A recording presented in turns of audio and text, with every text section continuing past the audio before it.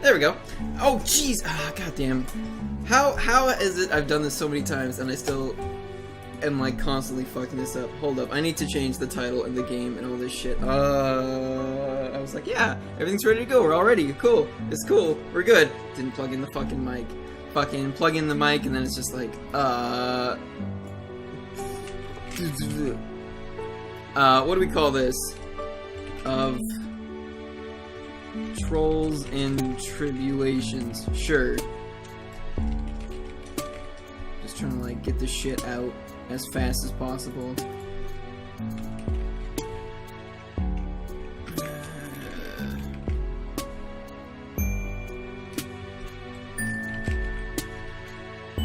My apologies for the fucking really unprofessional way I'm kind of doing this. Okay, it should all be good. It should all be good, I think.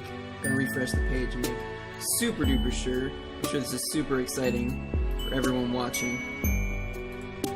Alright, welcome back. So, hey, I died. The next chapter drops, so they appear to be dropping every 2 weeks, like clockwork. So I think I should actually try and work those into the schedule. They don't announce it or anything. It's just like it's the suddenly fucking Friday, and they're just like, oh, next one's out. And I'm like, well, fuck. Gotta do it. Gotta do it on launch day.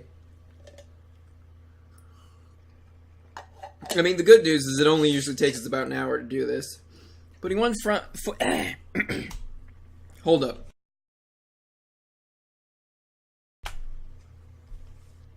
It should have changed. Try refreshing. Putting one foot in front of the other, you continue on through this strange alien world. Just when you think stuff is beginning to make sense, it all slips through your fingers and becomes even stranger and more alien. There does, however, seem to be one thing that remains constant throughout all planets and walks of life. That thing is friendship, and that is why we're wearing the fucking Bro Hug Bump shirt today. Because it's all about friendship up in this stream. You are on the prowl for more. It would have perhaps been wise to stay with one of your wonderful new friends until you are fully healed. But as Martha Stewart said, visitors, like fish, begin to smell after 3 days. Hey, Jay Nerdling. You're almost positive Martha Stewart said that. Nevertheless, you soldier on in your endless quest for companionship. Where will your travels take you next?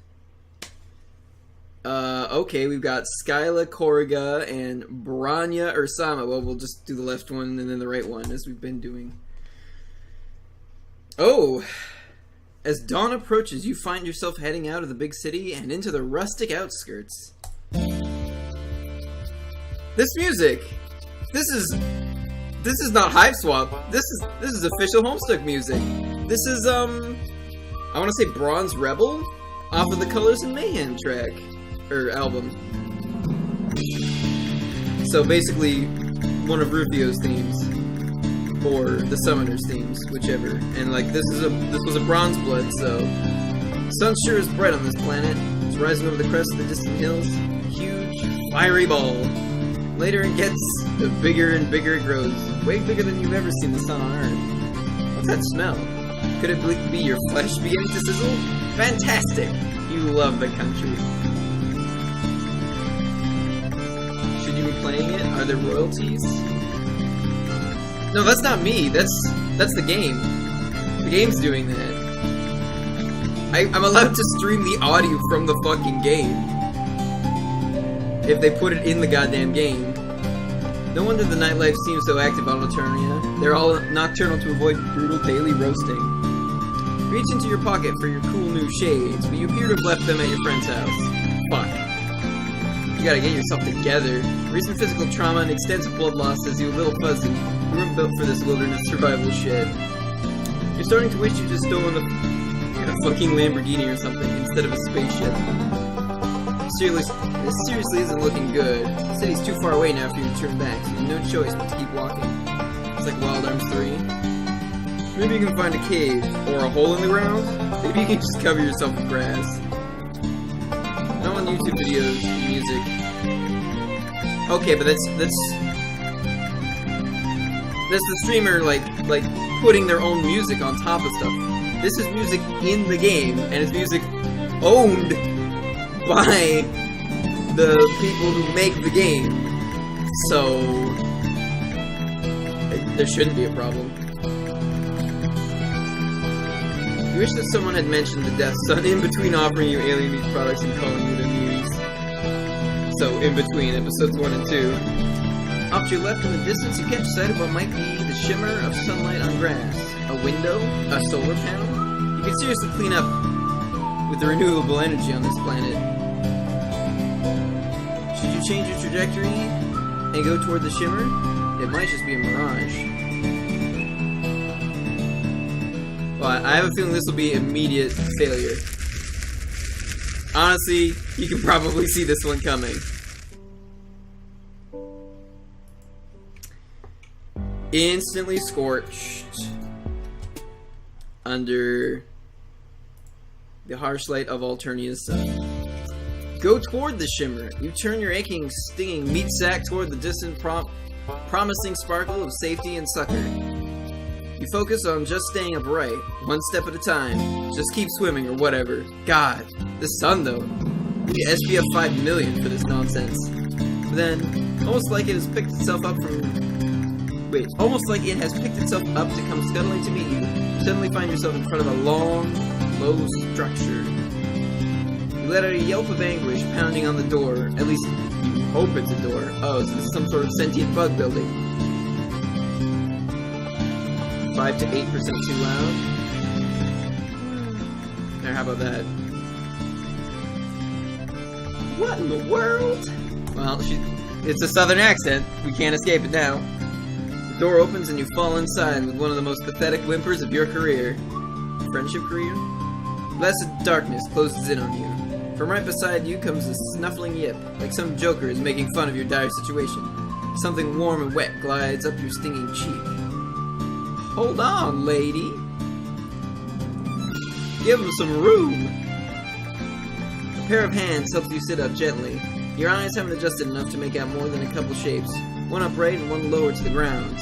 Oh yeah, you can see there's her Lucis back there. What were you doing out there?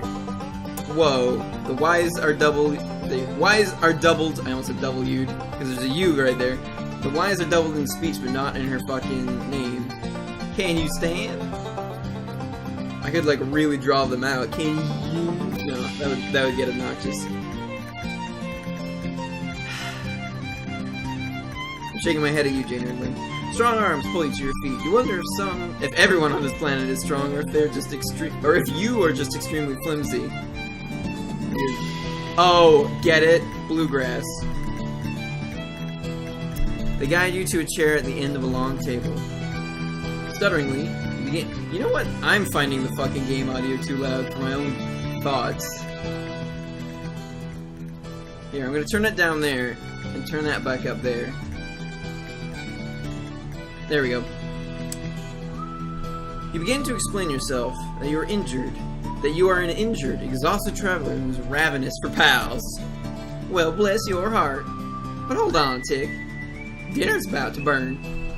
Now that your rescuer mentions it, you do smell something. It smells amazing. Funny you should just blunder in here like that. I was just saying, wasn't I, lady? It's been a long while since we had any sort of guests who weren't Imperial drones or out to rob us. You rub at your watering, slowly clearing eyes, and when you look up at your rescuer finally... your rescuer finally comes into focus.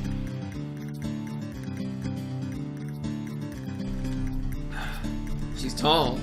Taller than anyone else you've met here, you think. Also, maybe a little older? Not that you're an expert on troll physiology. She just has an air of knowledgeable competence. She's wearing a fringed jacket and holding up a plate. There you go. Your oculars feeling any better? By the by, my name's Skyla. Pleasure to meet you. Okay, so she doubles in her own thing. And this here's Lady.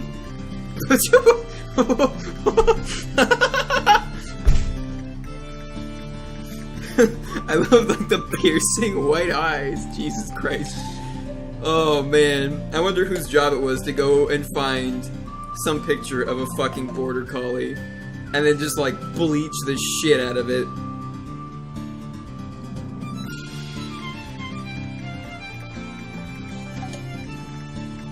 Actually, since this is like, you know, a more commercial thing that you actually pay money for, they probably had to have one of the staff take a picture of their own dog and do it.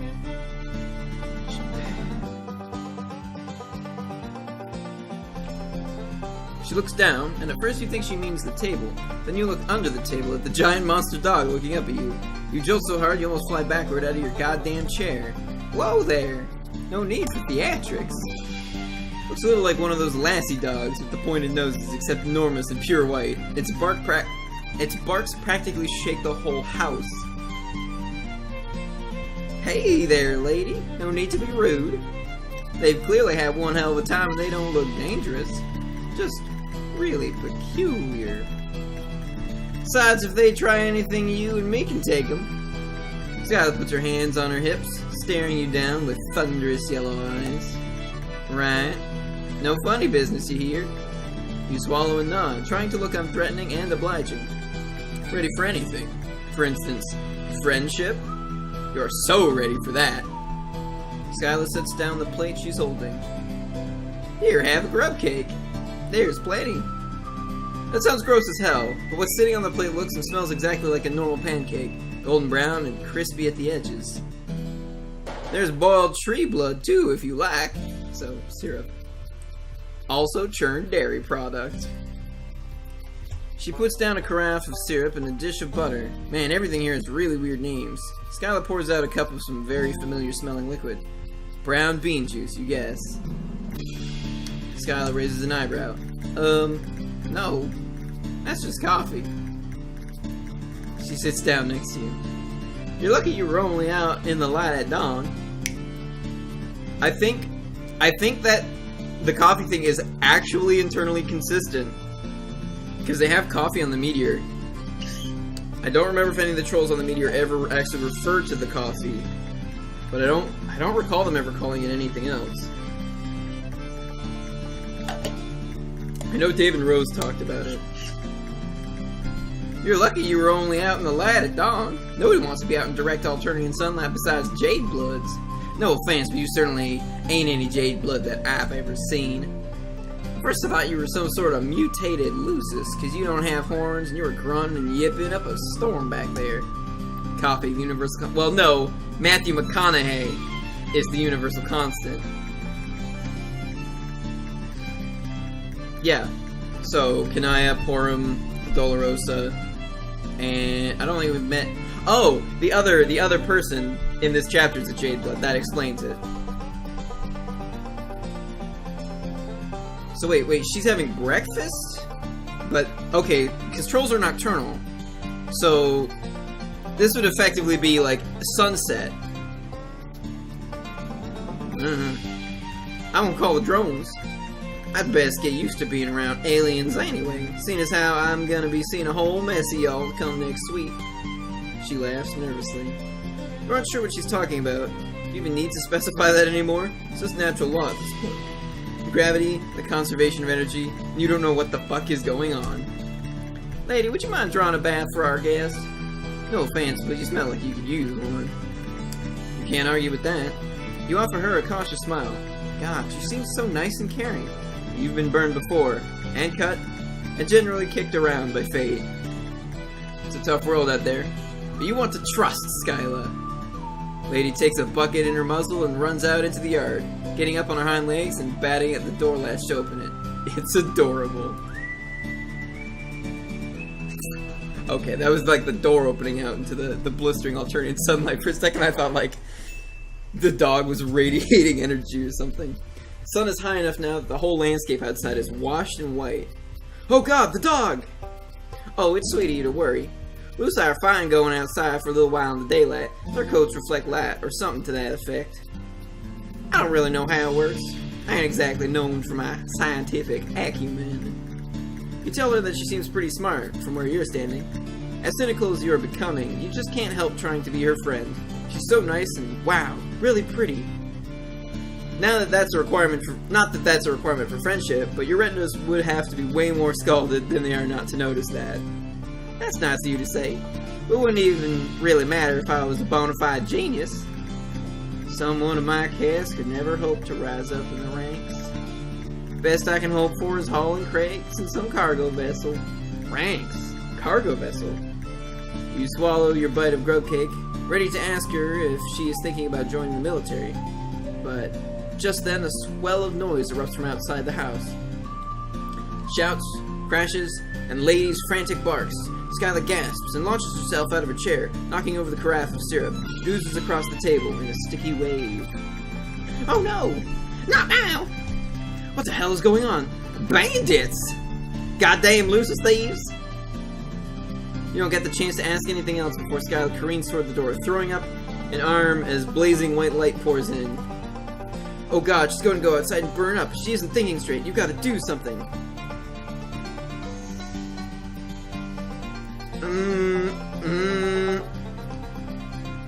Help her.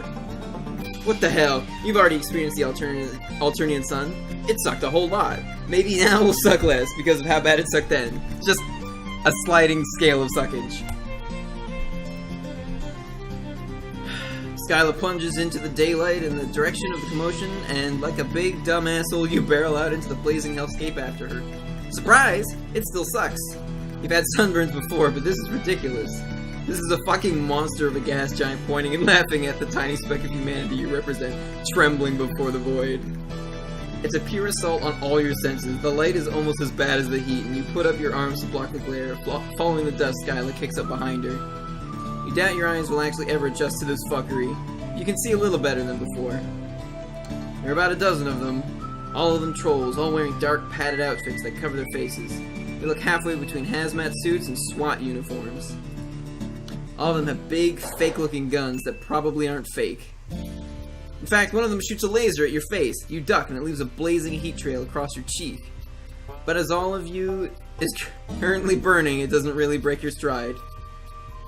Skylar throws herself into the fray, letting out a war cry accompanied by the sound of a fist hitting flesh. It's 12 against 2. Which of you remember your fractions right is not unlike 6 against 1. But these guys have probably not been expecting a frontal assault. They've definitely not been expecting a Skyla, who is frankly fucking terrifying. She shoves 3 trolls down like dominoes, grabbing up a discarded gun and shooting all 3 while they're on the ground. I guess those were the gun blasts. You've never been in a fight before, fucking all-out brawl. It's scary. But now that you're in the thick of it, it's also kind of awesome. Sure, your skin is burning and you could be killed at any moment. That's just how it goes on this planet. You just gotta get into the swing of things, take no prisoners, kill or be killed. Hell yeah. You pop one of the bandit trolls in the face. Fuck, that probably hurt your fist more than it hurt the troll, but it does throw him off balance for long enough for Skyla to smash the butt of her gun into the side of their head. Yeehaw! Hell yeah! She gives you a wild grin. The two of you are beaming at each other while hostile alien sun tries to boil away the liquid from your eyeballs, and a bunch of bandits try to dognap a giant monster. You love this girl. In a friendship way. But still, you love her. You make an awesome team.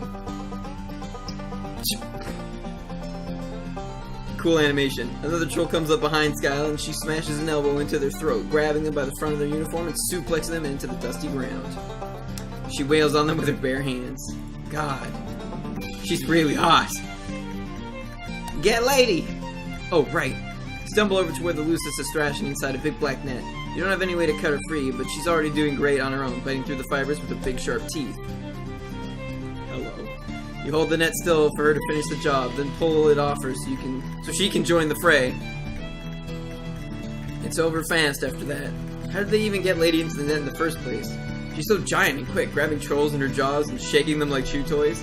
The remaining 5 who are still standing jump into their weird little dune buggies and make tracks. Emphasis on the bug. They look like scuttling little beetles. Skyla chases after them for a few hundred yards, throwing a gun after them and shouting obscenities. And stay away, you hear? Tell the rest of them why you don't ever fuck with a Rusty's ranch. She stands silhouetted against the blazing sun, the dust trails vanishing into the distance. You're awash in heady victory, giggling like a lunatic before the adrenaline kind of drains out of you all at once. You are violently reminded of your fucked up ribs and recent blood loss. The Alternian sun beats down and your arms are already covered in raised patches of red skin. This is Sunburn turned up to 11. Whoa there, are you okay? Skylar's swaying too. A spray of olive green blood covers her cheek. At least the rainbow blood on this planet means you can be sure it isn't hers. But she still looks rough. Kinda how you feel. Lady, come here, girl. Wow, you're gonna sit down. Maybe just take a little break. Pale landscape swoops. Going even paler. No, you can't rest here. You'll die, dumbass. I'm not letting anything happen to my new best friend. Get up. New best friend? Holy shit. That makes you so happy. You absolutely can't die here. Not when you've just made such an amazing friend.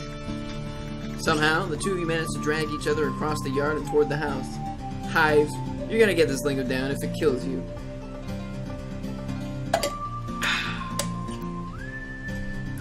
Whenever you feel yourself about to fall forward, you lean on Skyla. When you start to fall back, Lady's there to brace herself against the back of your knees. She is such a good Lucis. I wonder if she'll be your friend too. Her muzzle is dripping with a soup of multicolored alien blood. When you get back into the darkness of the hive, you can't see shit. Dang, your species really ain't suited for this kind of environment, huh? You can't even see in the dark.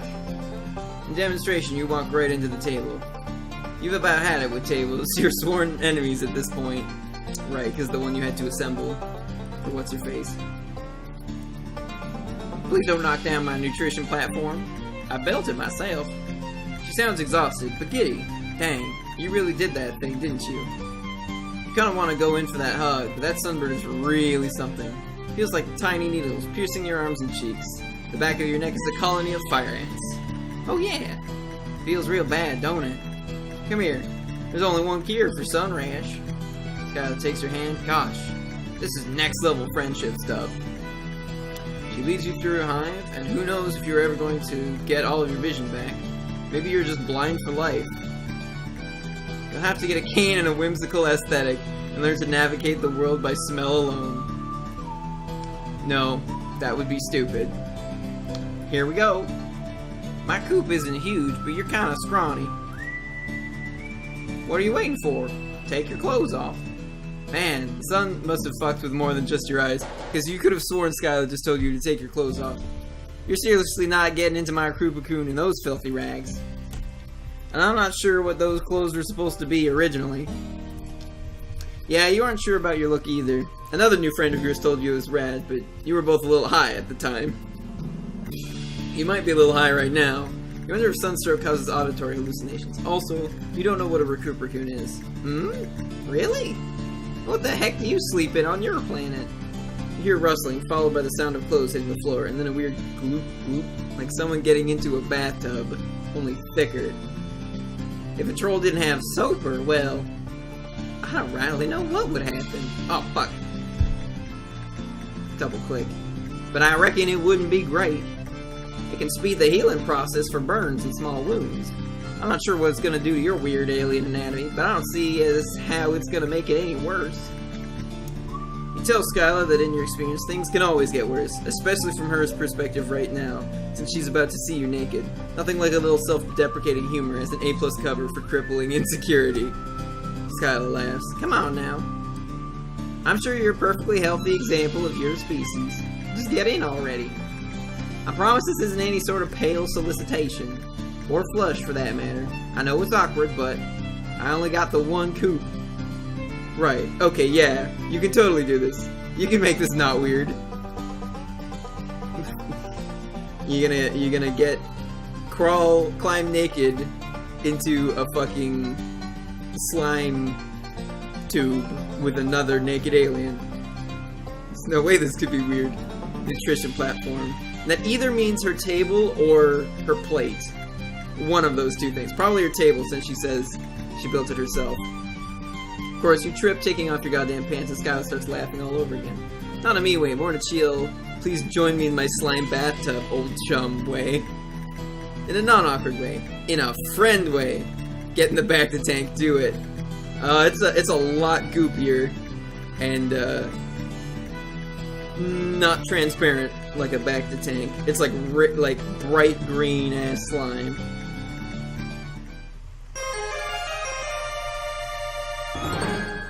Just lying on top of her. That's a weird... That's like with the most open raccoon I've ever seen. Well. We took a slime bath with an alien. A slime nap with an alien. That sure is how that scenario ended. Okay, so now let's see what happens if we stop her. Skylar's bigger than you, and she has the strength of both desperation and a superior genome, so you don't feel great about your chances. But you have to try. Skylar's too upset to be careful. You have to stop her from hurting herself. You stumbled into her house all gross and pathetic, an alien, and she didn't turn you away. She gave you pancakes, for Christ's sake. Grub cakes, whatever. And it isn't just the sun. From the number of voices, there's gotta be 20 people out there. She doesn't stand a chance. You run up behind her and hook your arms under hers, hauling her back by the armpits. She struggles, jabbing her elbow into your aching ribs. Let me go! You don't understand. They'll take her! Lady! You hold grimly on, going limp and using gravity and your own dead weight to pull her down to the floor. Though, through wheezing breaths, you tell her she can't go out there. Didn't she just tell you that you'd never have survived if it had been later than dawn? You probably aren't making much sense. You keep up a stream of worthless bullshit until something catches. Would your Lucis really want this for you, Skyla? Would Lady really want you to sacrifice yourself for her? Skyla goes rigid, and now all the fight just drains out of her like blood down a drain. She sags back into your arms. Two of you watch Lady thrashing in a huge black net as several of the figures haul her away. The sun is too bright to see them clearly. They appear to be herding more white creatures out of a paddock and into a collection of vehicles. The herd. She says it so quietly. You feel it more than hear it. You continue to watch as Lady is packed into one of the vehicles and they drive away, picking up clouds of dust that glimmer in the brutal sun. You can let me go now. I'm not going to throw myself out into the daylight like a romance novel heroine. Realize just how tight you're holding onto her and loosen your arms, pulling away and sitting up. Skyla's cheeks are wet with tears, but she quickly shakes her hair into her face to hide it, and it makes her heart hurt. You want to tell her that everything is going to be okay, but you make it a point not to lie to your friends. You have absolutely no idea how it's going to be. Before you can say anything at all, she gets up and disappears, through a door and further into the house. You decide to mind your own business. Well, you do try the door, but it's locked. Best to keep occupied. Do what you can for her. First, you shut the door to keep that sweltering heat and blinding light out. Then you tidy up the kitchen a little. Everything here is oddly textured and colored, and the shape's unusually organic. Some of it is worryingly scuttly and alive. You do your best. You mop up the syrup and straighten the chairs.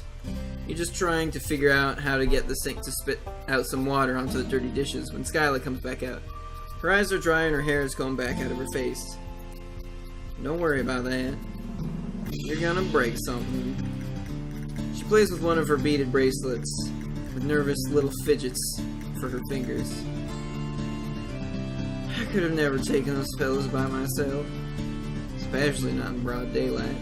I want to thank you for stepping in and stopping me. I was overwrought. You nod, accepting her thanks. She doesn't seem overwrought anymore, just numb. Wow, this is actually a legitimately terrible situation.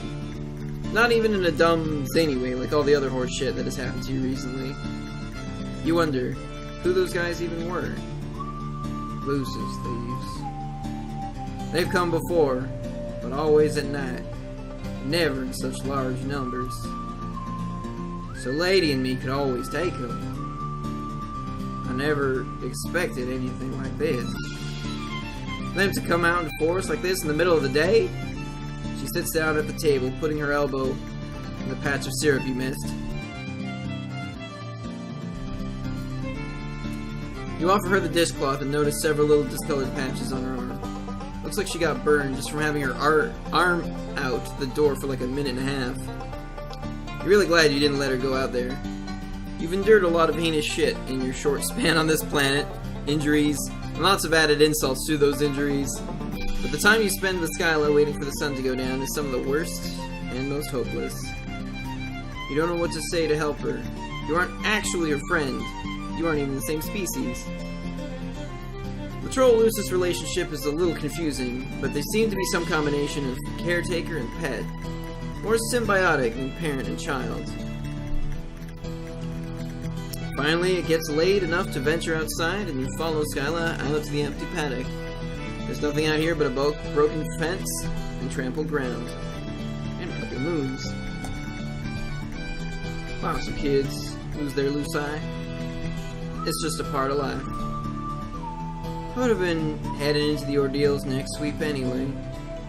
I would never have seen her again. But at least I would have gotten the chance to say goodbye, you know? It's kind of a bummer how resigned everyone on this planet seems to terrible things happening. Then again, you guess that's sort of true on your planet too. Existence. Just a goddamn mess. You try to give her the most understanding look you can. Just a really good and supportive friend face. You're killing it. Skyla isn't paying attention to your glowing facade. She's reaching into her jacket and pulling out her phone. What the hell? My palm husk is blowing up. Palm husk. Oh god! Skyla drops her phone in the dirt and claps a hand over her mouth. Her eyes sparkle with tears. You pick it up. It's kind of squishy and squirms in your hand a little, which you don't love. You also don't love what's on the screen.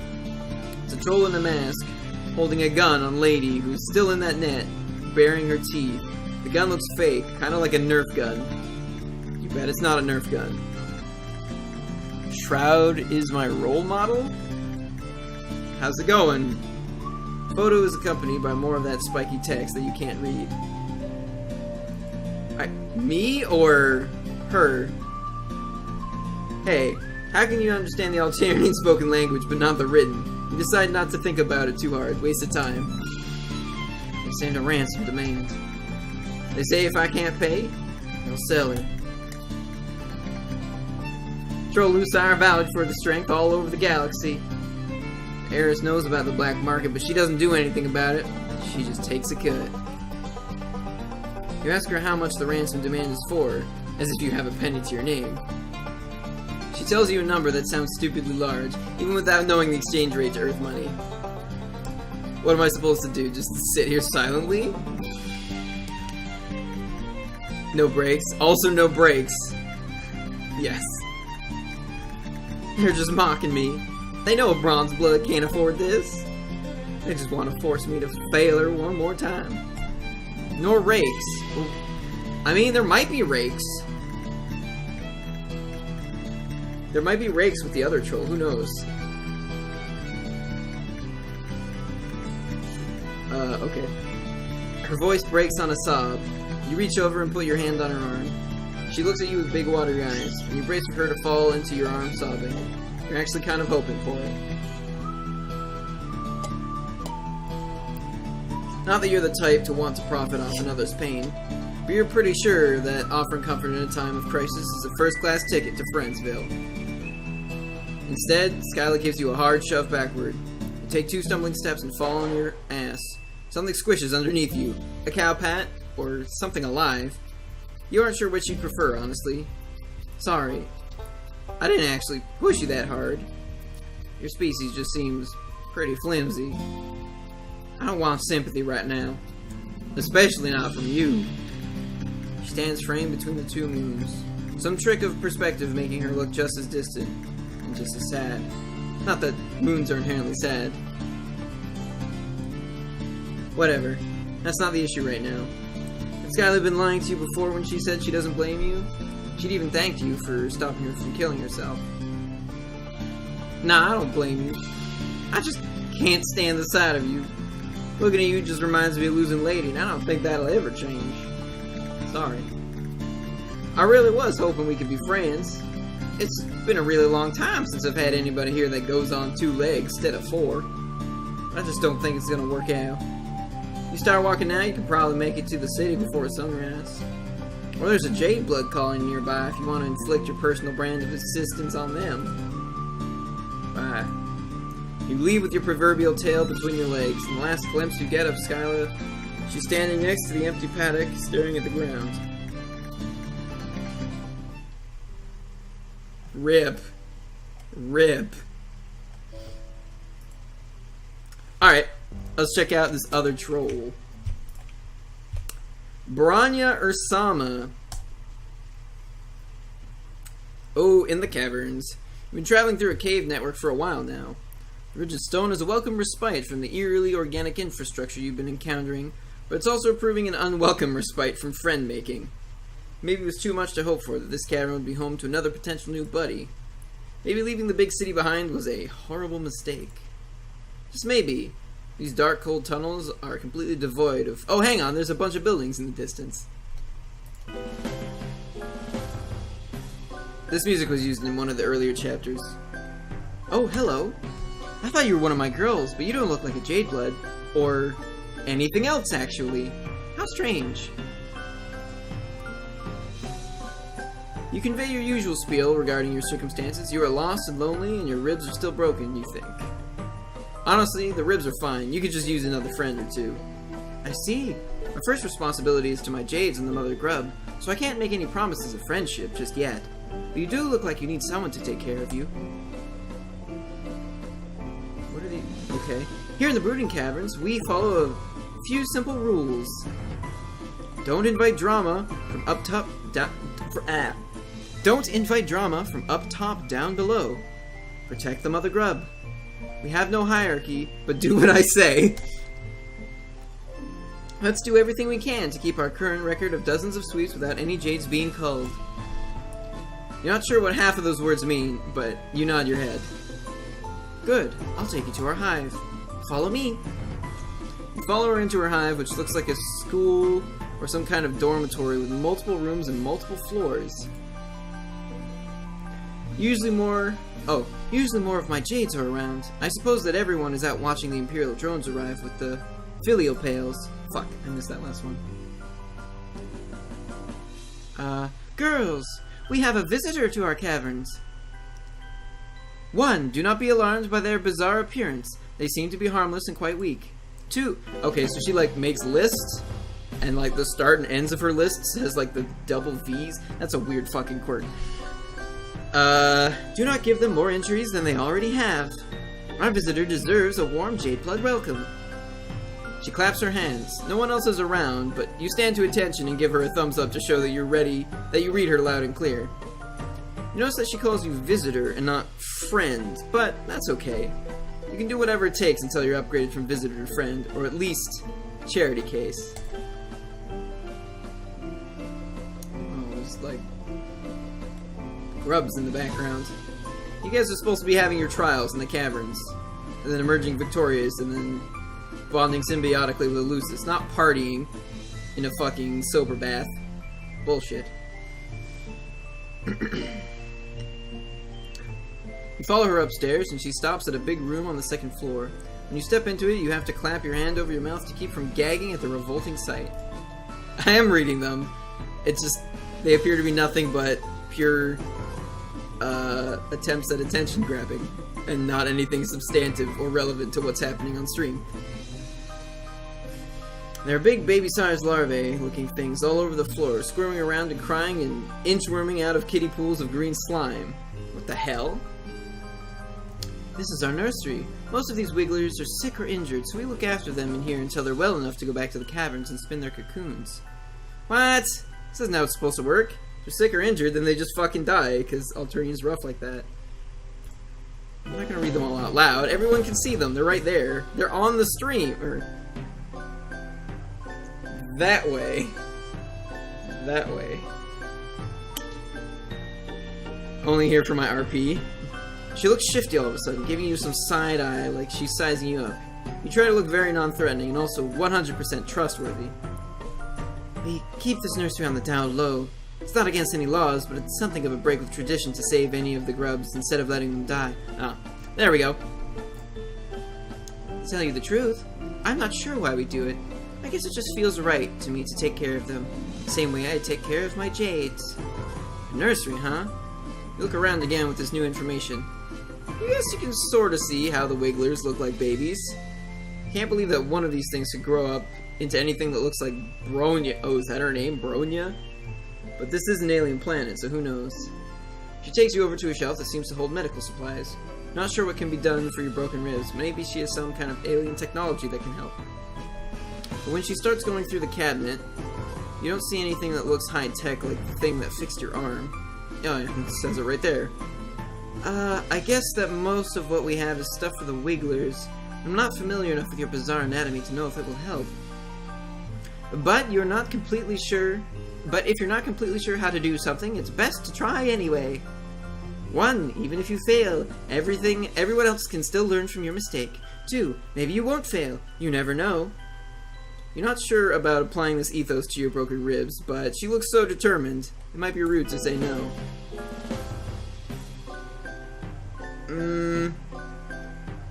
We'll say no for now. Oh, well, if you're sure. That was the first yes or no answer we had from her, right? Normally we get 2, I think. This one came pretty late here. Normally it's fairly early. I'm worried about you, though. You seem like you need help, and I wish I could help you more. If I can't take care of someone, I'm not sure how we can ever truly be friends. You try to cheer her up, pointing out that friendship is a two-way street, after all. She doesn't have to concern herself with your mutilated frame. How can you help her instead? Well, sure there are things around here that I could use some assistance with. However, don't take this the wrong way, but we've only just met. I don't know that I can trust you to be as responsible as I am. It's not easy to be the one in charge. You have to be 1. Conscientious, 2. Considerate, and 3. Competent at all times. Try to think of times in your life when you've been conscientious, considerate, or competent. You're drawing a bit of a blank, but hey, new planet, new you. You assure her that you have what it takes. I guess if you want to prove that you can be responsible, I can let you help me out. Yeah, I can let you help me out today. It's a good time for a visit to the Mother Grub. You're careful to step around all the little guys on the floor as you head out of the nursery. She takes you back outside, and these caverns are even bigger than you first realized. They're also dark and cold and gloomy. You can't see anywhere that might lead up to the planet's surface. Does she really just live down here all the time? To make some conversation during this cold hike in the damp cave, you mentioned that living underground seems kind of depressing. You realize too late that this wasn't very tactful, but she doesn't get angry at your conversational gambit of insulting her home. Oh no, it's very peaceful down here. Well, in comparison to anywhere else. I quite enjoy it. The brooding caverns are a place of life and birth, not death. That's pretty uncommon on Alternia. You're still not sure what she means by brooding caverns, but you guess it has something to do with the Wigglers in her nursery. Before you can ask, you reach the top of a ridge and get a new, wider view of the rest of this cavern. It's enormous, probably the size of a small city. All over the cave floor, you see more Wigglers crawling everywhere. Cocoons line the cave walls and the larger stalagmites, with some young trolls crawling out of them. Walking, flying, and crawling among the Wigglers and young trolls are a variety of white monsters of all kinds and shapes and sizes. In the center of the cavern there is... you don't even know how to describe it. It looks like a huge, many-legged queen bug of some kind, with a goat-shaped skull and horns coming out of her head. Her bulbous sphincter ripples as she lays a continuous stream of hundreds of eggs, from which you assume the gray Wigglers will hatch. And marching through all this, you see several hulking bipedal creatures, each carrying 2 buckets, either to or away from the Mother Grub.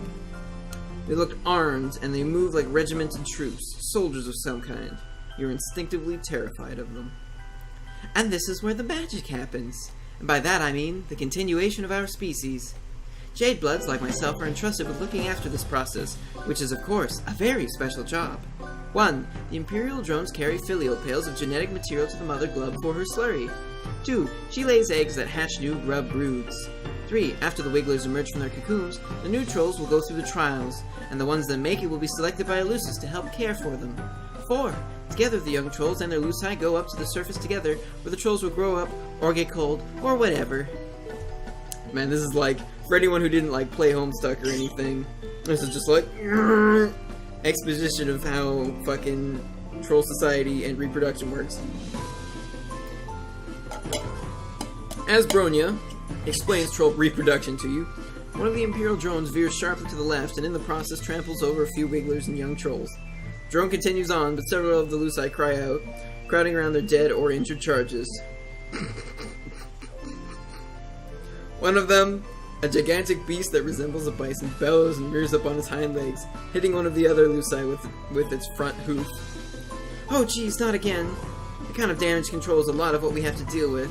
Whenever Lucis goes rogue out of grief or confusion, there's a potential for it to lash out at other Luci, Wigglers, or the Mother Grub herself.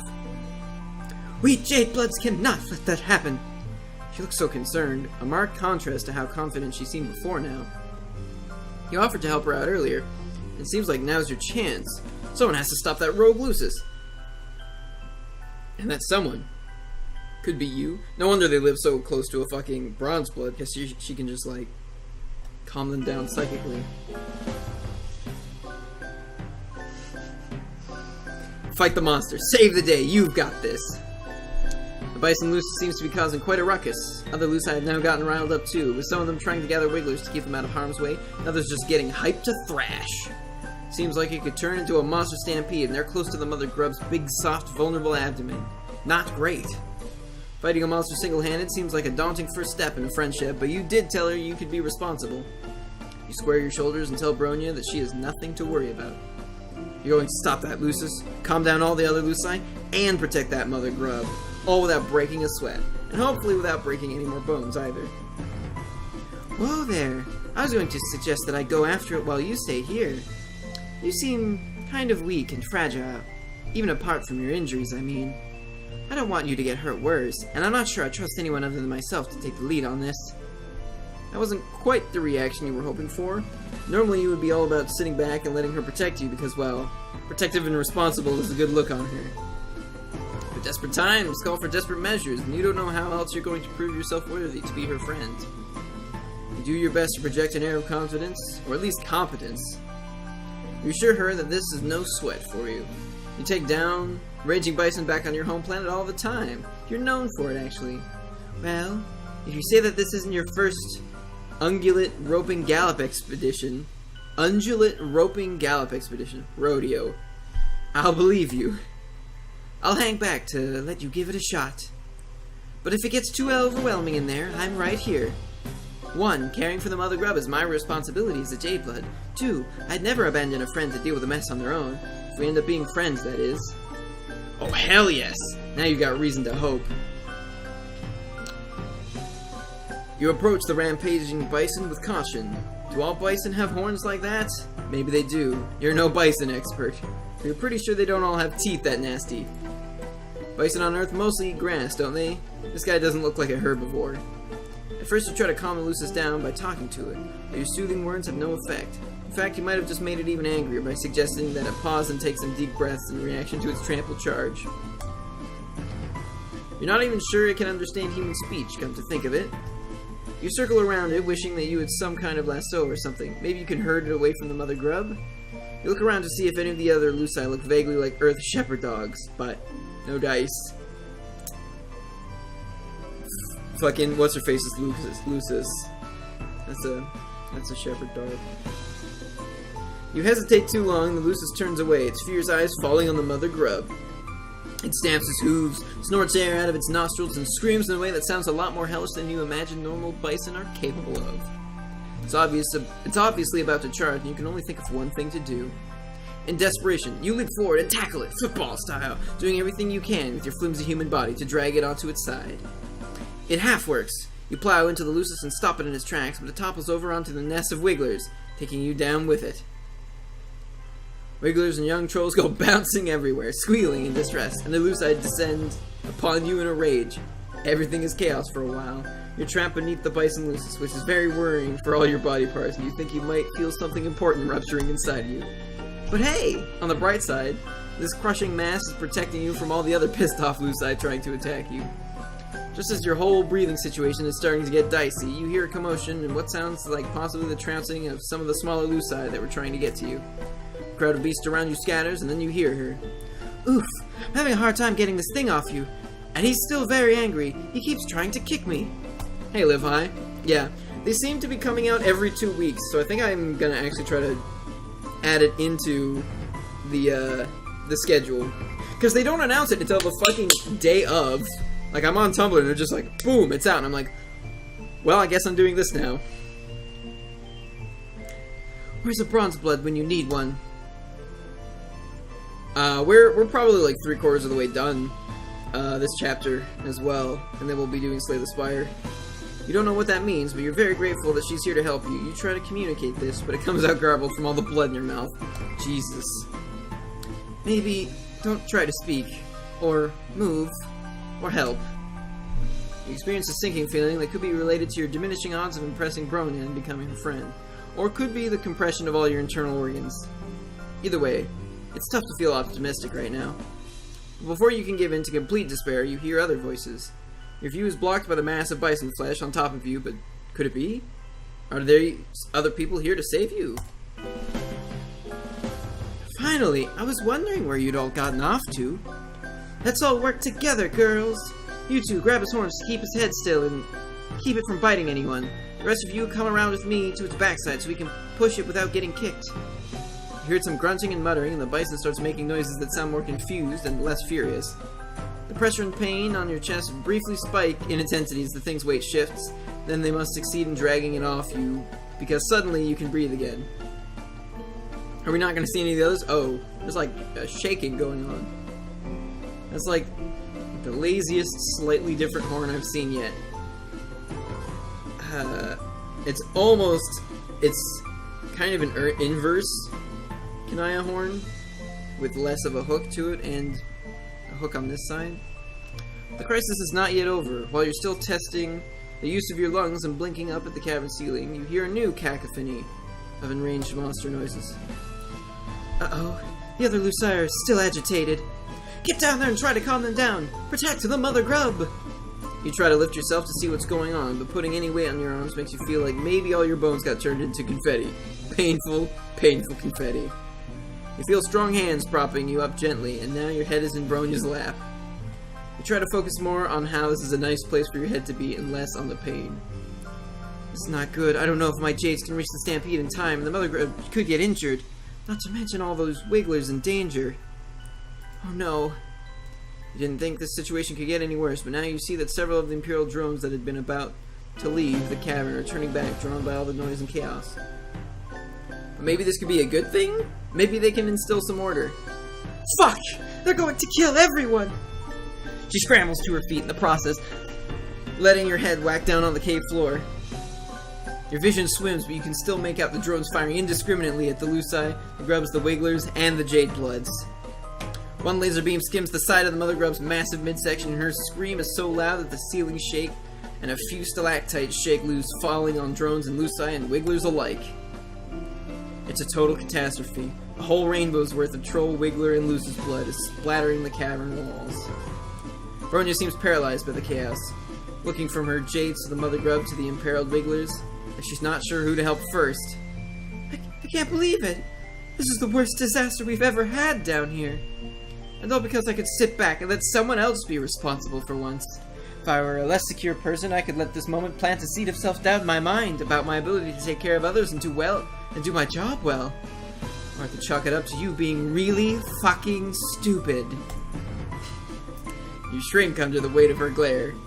She's green in the face from how angry she is. You swallow and manage to spit out enough blood to ask a question that you already know is hopeless. Does this mean you can't be friends? Are you serious right now?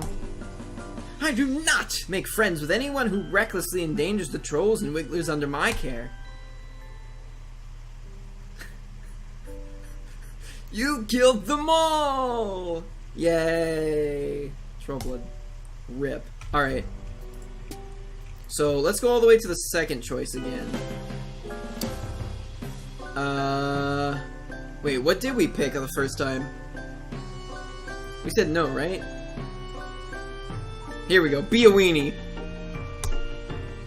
You definitely do not like the idea of wading into a monster fight, not even to save the progenitor of your new friend's species. Very wrecked, live high. In fact, you don't like that Bronya is so focused on protecting all these helpless toddlers and distressed animals instead of taking care of you.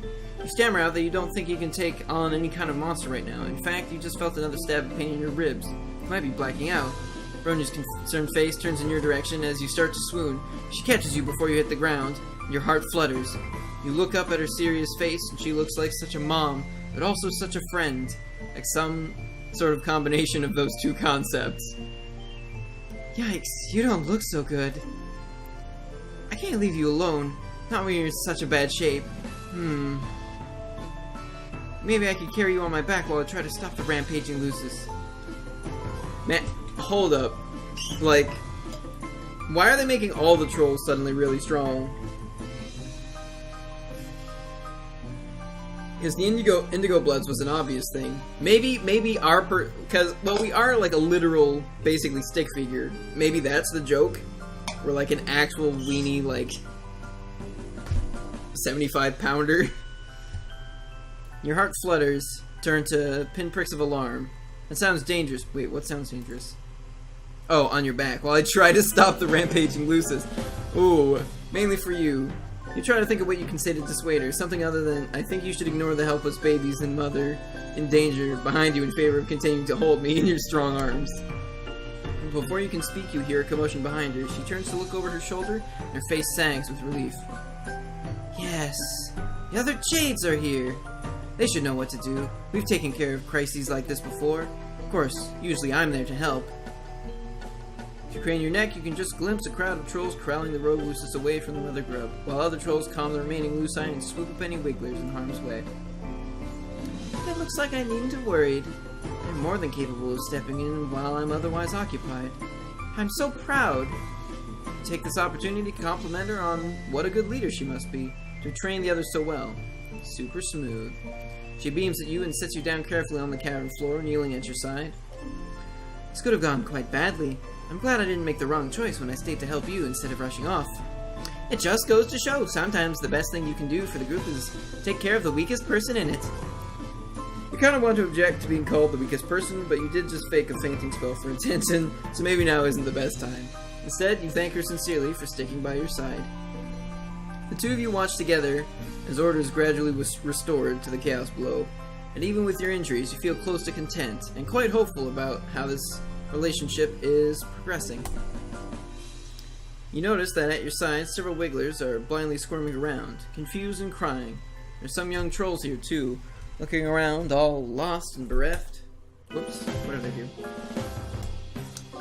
You're not sure if their Luci ran off with the others that got involved in the fracas, or if these little guys are orphans now. Now that you're seeing them out in their natural cavern light, the wigglers look less like maggots to you. In fact, they're kind of cute. You can see why Bronya would want to take care of them.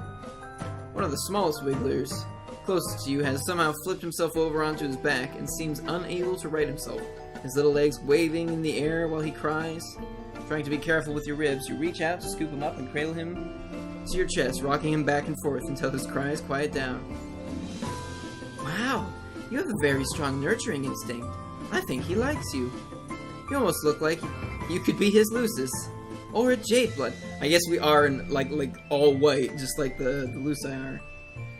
You're pleased that she approves of your caretaking display. The Wiggler's cough breaks through your haze of smug satisfaction. When you look down, you realize that he seems to be having some trouble breathing. You point this out to Bronya. Good observation! You really are a natural at taking care of other creatures, aren't you? Some people find that nurturing ability to be very attractive in a potential friend. Whoa. But as for the Wiggler, this is definitely not a good sign. I'm surprised none of these drones have noticed that he's sick. If we leave him here, he'll be cold for sure.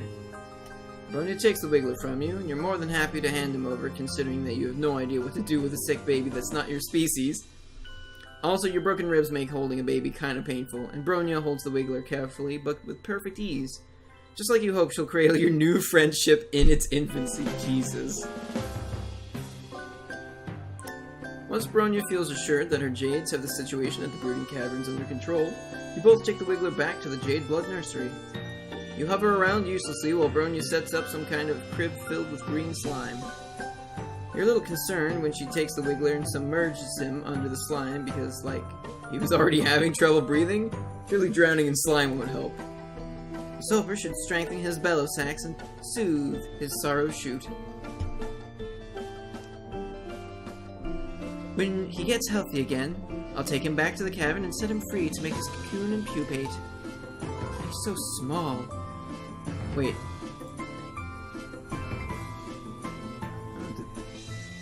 It's unlikely that she'll survive the trials or be selected by Eleusis.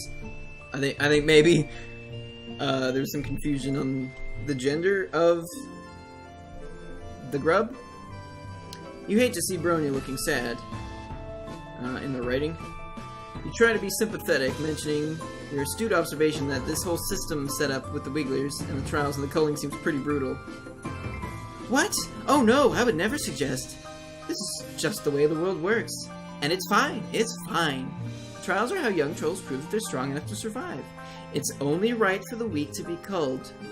It's the purpose of Jadebloods to ensure the continuation of our species, and consequently, the hemospectrum. Maybe. 1. We are not revolutionaries. 2. We're meant to do our jobs and keep our heads down and keep things running smoothly. 3. I would never presume to question the basic tenets of alternative society. That would bring negative attention from the Hivebloods, and I just want to keep my Jades safe. You look around to the nursery and all these injured and underdeveloped Wigglers that Bronya was apparently supposed to let die. You think it might not be true that she doesn't question the way her world works. She's looking at you like she's scared you'll call her on it and expose her altruistic tendencies. It might have been a typo. You try to salvage this conversation thread. Did you say that culling Wigglers sounded brutal? You meant neutral. Yes, you feel 100% neutral on this topic. Neither committed to the culling side of things, nor eager to take up arms in revolution. Ah, yes, neutral is how I feel about it as well. What a good word to describe exactly how I feel about all controversial political subjects. Did I mention that keeping this nursery isn't technically illegal? Because it isn't, technically. There is no reason for any of Treesa's drones to come investigating our hive. If any drones do come knocking, we have nothing to hide. No borderline revolutionary ideas will be tolerated within these walls. Bronya laughs nervously and looks around the room, like she's making sure that any Imperial drones hiding in here heard her announcement. I feel bad for how nervous she is. You didn't mean to freak her out. You tell her that she sounds super convincing, and why shouldn't she? Because she's clearly telling the truth. If you were an Imperial drone, you would definitely be satisfied right now with her clearly law-abiding and neutral ways. Thank you. It means a lot. You cast about for something to change the subject and mention that your ribs are feeling a bit better. Bronya's face brightens, and she lifts up your arm gently so she can touch the injured part of your torso, examining it in her typically responsible and authoritative way. You shiver and wonder if her touch has healing properties. I'm glad to hear that. After all, I don't like it when my friends suffer. Your heart leaps. You look up, scarcely allowing yourself to hope. Could it be? Or was she just making a general statement? I know I am? Wait, what did I say you were? What? Oh, I see. Gotcha. If you're not in any more pain... If you're not... Bleh. Hold up.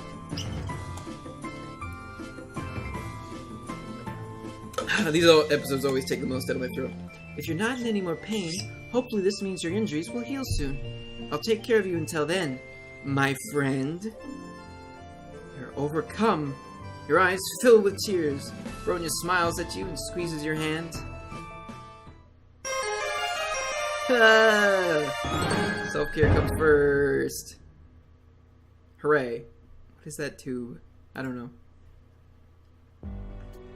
Okay, so we got one more option to try. Which is... Go for it! My ribs are already broken, so where's the harm? Okay, come here.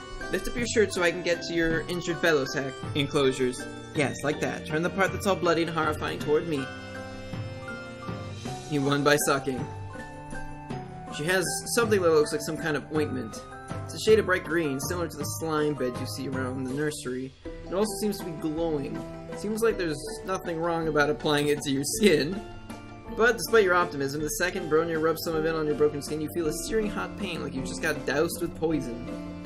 You flinch back instinctively. The momentum carries you too far, and as you step back, you trip on something behind your feet. You cartwheel your arms, but it's no use. You're going down. You're yelling timber. You feel something soft and squishy break your fall, and you hear a terrible squelching noise, and some kind of animal squeal. You've fallen right onto one of the Wigglers. You roll off of it, but there's no use. It's squished flat, and you're covered in olive fluid that you think might be its blood. You look up to see Bronya's horrified face. Know that there's no hope of friendship in those vengeful eyes. You might want to run before I throw you out this window and break the rest of your bones. Well, that was quick. Alternia's deadliest ass. Yeah, don't you crush a Wiggler in the fucking Hot Dog Boy one as well? You crush something with your ass. Anyway, that's after the failed attempt at Lady in the Tramping a hot dog. Alright, well, yeah. That's that. Let's do Slay the Spire.